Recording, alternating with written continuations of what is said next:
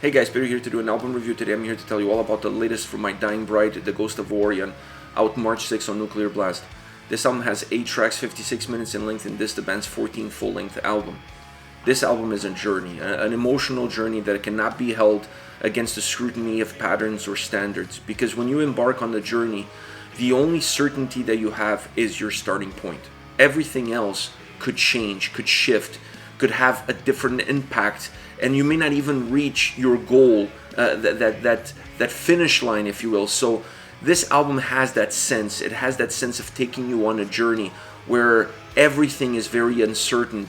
The path is uncertain, the goal is uncertain, the only certainty is where you're starting, and everything else, it's really up in the air. The album really represents that musically, lyrically, and vocally across all 8 tracks. At times the album feels very chaotic, very dark, very unclear in the structure and the path, and that really plays into this unknowing journey that you're taking with the record. So it's very chaotic from that perspective. It's not an album that by listening to one song or listening to 2 songs, you understand exactly where the record is taking you, understand where you are within the record and what to expect from the following tracks. That's not what you're going to get from this album. It has a sense of not knowing exactly where it's going and giving you tracks that have very different styles, very different sound, very different approach, very different dynamics.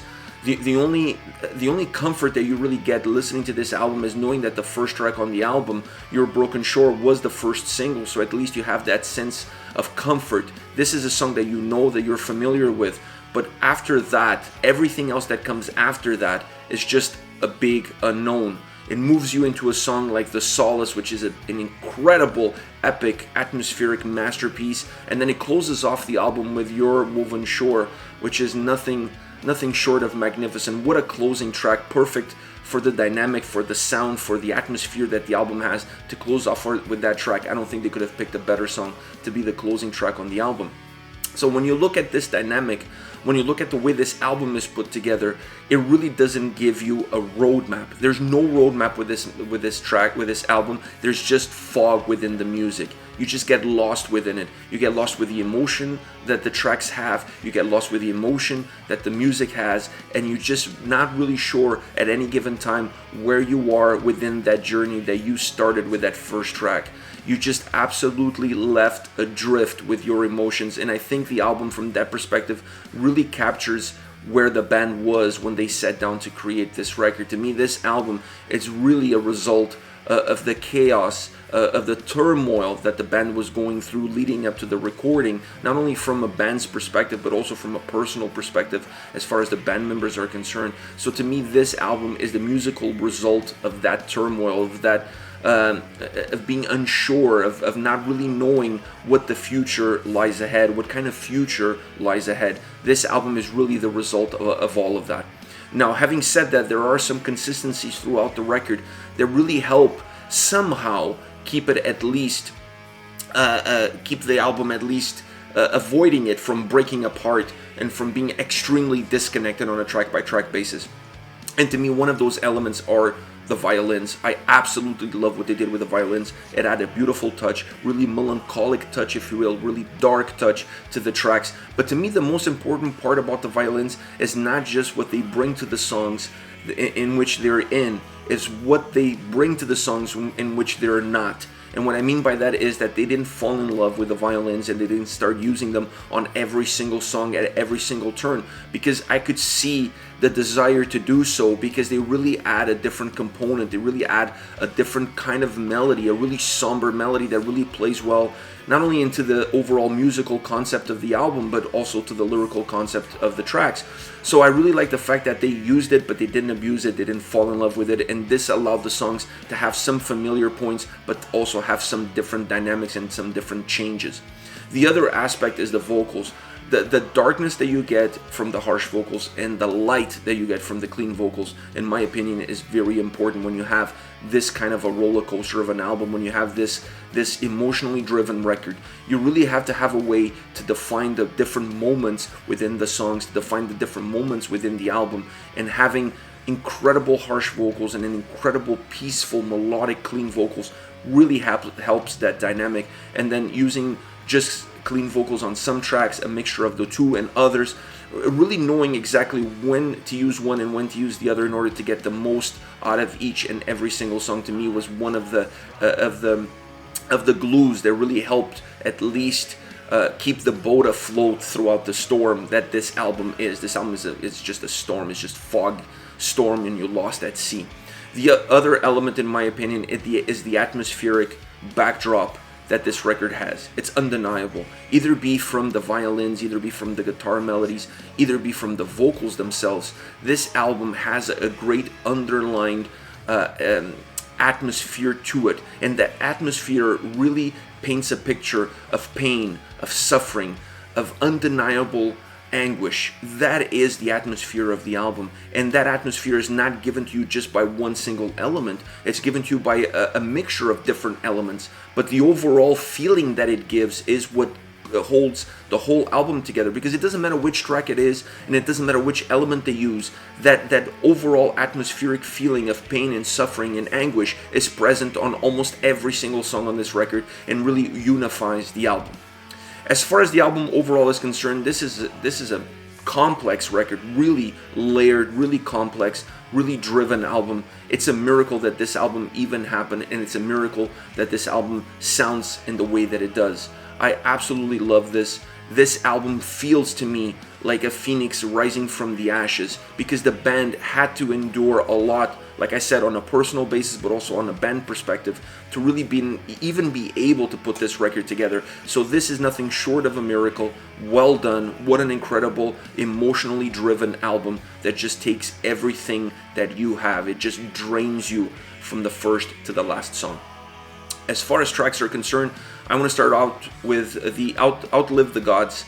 A very interesting song is the second song on the album, and I really like the more methodic, melodic approach and how it alternates with the heaviness on this track. There's these two very interesting momentums, these two very interesting driving forces, one more methodic and melodic and one a lot heavier, that just are always present on the track. And to me, the vocals are really the dictator of which style you're going with, or which emotion you're going with, either be heaviness or more melodic and melancholic.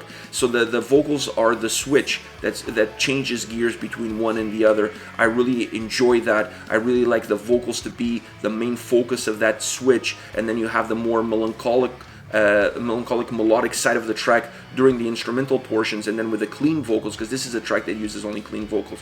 With the clean vocals, you have the heavier side of the song, and the heaviness is not coming from the vocals, but it's coming from the dynamics of the vocals and how heavy the sound and the guitar riff is. So you have that dynamic, that strange dynamic perhaps, because you would think that using harsh vocals would increase the heaviness of the track, but no, using clean vocals increase the heaviness mixed in with the sound, because the way the vocals are coming at you, they're emotionally heavy, and then the music is just heavy. And when you combine those two worlds together, it really makes for real heavy portions of the song to alternate with the more melancholic and melodic instrumental pieces of the track.